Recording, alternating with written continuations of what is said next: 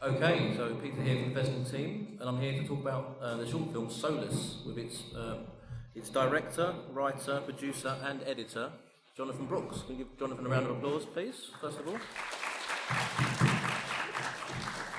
Oh, so Jonathan, you've just seen this film here on the big screen. How's the experience for you seeing your film on a big screen like this? Yeah, it's always interesting to go from a 27-inch iMac to what this is. Sometimes you can pick up on little technical issues, but it seems to have held up pretty well considering. So yeah, it's always good to see your work on a big screen where it's intended to be seen. Great stuff. So I really want to get into the process of how you made this film, because I think that's really, really, really interesting. So can you tell us how you kind of obtained the footage? Because it's kind of, you've used this footage which was pre-existing. Is that right? Tell us about how you actually make it. So I was developing another film. This is during lockdown, so filming new projects was a slight challenge. And that's when I came across the NASA Public Archive. All of which is available to use for free, commercially as well.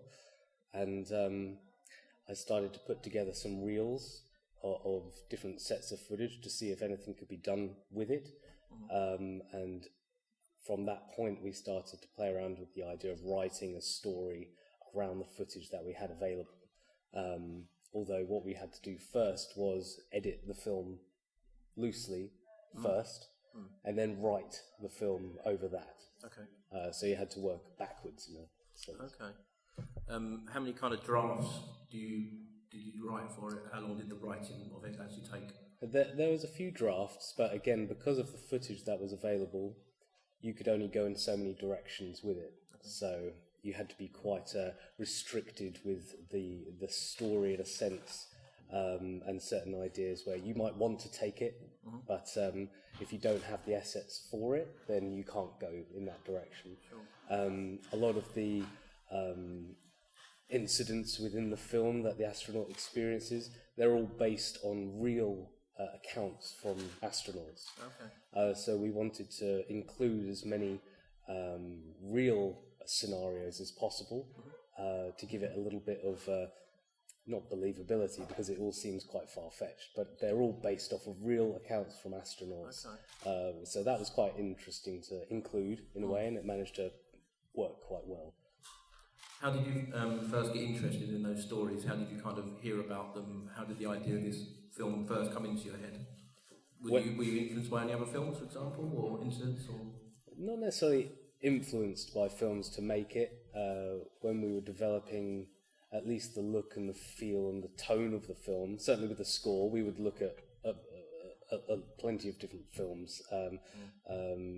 There's plenty of sci-fi films to use as reference.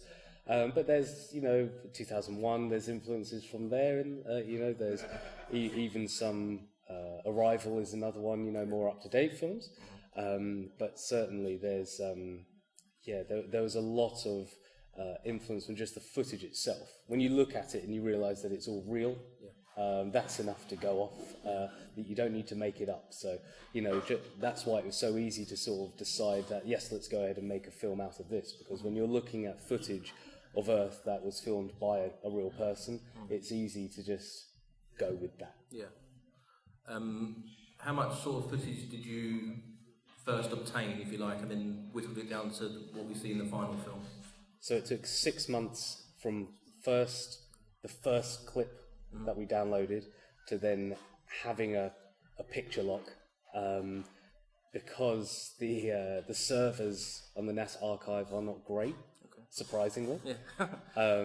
It took months to download all the footage. Oh, really? And you can't preview that footage.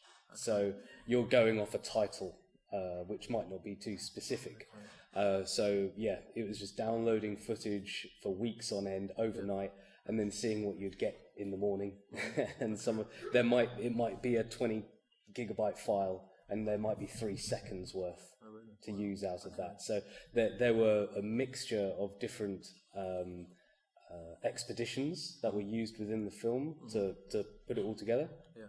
There's multiple astronauts that are obviously in the film, but we did focus a particular astronaut, David St. Jack, who's a Canadian astronaut, and we found that the majority of the footage that was of high quality seemed to feature him.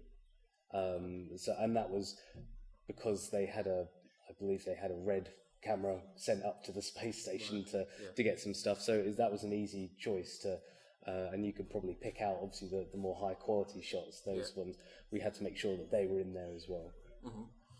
How has the film fared at other? Is it played at other festivals? Have you screened it anywhere else?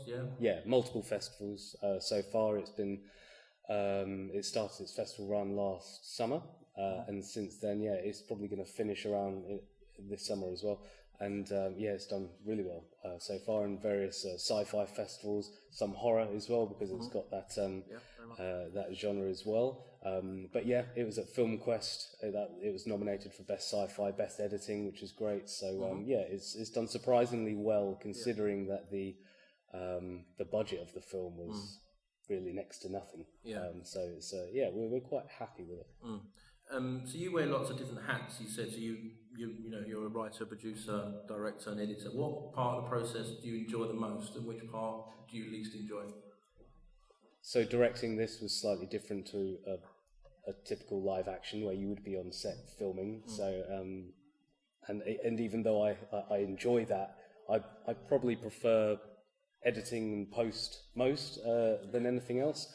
Especially with this, because you've got everything you need straight in front of you, and you can start putting together that story without having to wait for anyone else.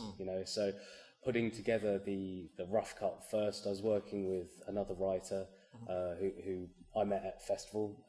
He's another sci-fi writer. We started putting together obviously the threads of the story, but then you can get straight to it, so you don't have to wait for pickups or anything like that. There were times when you'd have a rough cut and okay, now we need to find something to fill in this shot, and there were some interesting shots that we had to sort of play around with, but at the end of the day we wanted to make sure that every single frame of the film was authentic.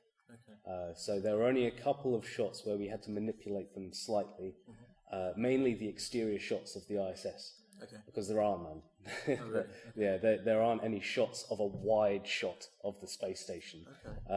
Just for logistical reasons, they don't have anything to go off and get a shot of it, which is a shame. But that's the one we needed. Was there any burning questions in the audience at this point? Put your hands up, nice and high. There's one at the front. Hi there. So love the film.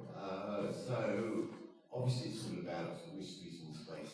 When you look through any of the footage, did you find anything mysterious?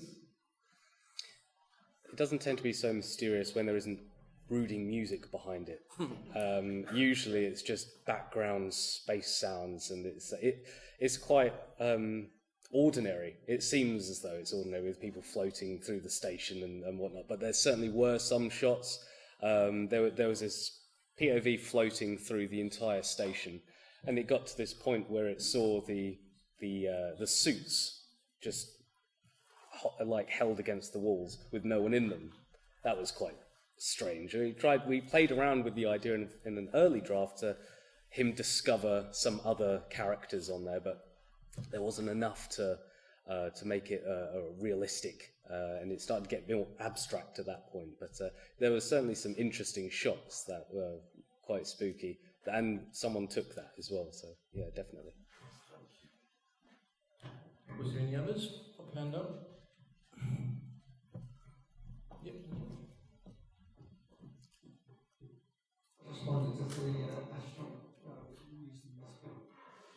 Sorry, I didn't catch that. Does the astronaut know? So anyone didn't hear that? It was did the astronaut know that you were using the footage? Not yet. I've tried to get in touch with him, but it's surprisingly difficult to get in touch with an astronaut. He's probably busy. Yeah. But no, it's he's a pretty famous Canadian astronaut. He's a bit of a Captain America. He's a doctor, he's a teacher, he's a lecturer, he's an astronaut. He's done everything. So I'm rather than just throw his name in IMDb, I would like to approach him first so that he's aware of it before we tag him in anything. But we are trying to get hold of him. Anyone else? Put your hand up. No? I was going to ask, what are you working on next, Jonathan? So we're in pre-production of a feature called Stargazers at the moment. It's a sci-fi adventure film. It's taking a lot of 80s influences in the vein of E.T., Goonies, that kind of thing. It's all being filmed locally where I'm based on the south coast, just outside of Brighton. It's going quite well. We're in casting at the moment, and we've got a fairly unique story that doesn't break the bank or the budget. So it's we're planning to shoot it this summer. Great stuff. Final question then. You've made this sci-fi film, sci-fi horror. You've made another sci-fi film. What's your favourite sci-fi horror film? Do you have a favourite one? Or favourite horror film? So certainly with sci-fi, I'm a big sci-fi nut. Horror as well. I mean, I do prefer some of the classics, which are more the obvious ones, like Shining and things of that nature. But sci-fi, I'm a big Star Trek buff, so it would probably be some of those films. But there's enough to choose from when it comes to sci-fi. Plethora of films that you can really take a lot of influences from.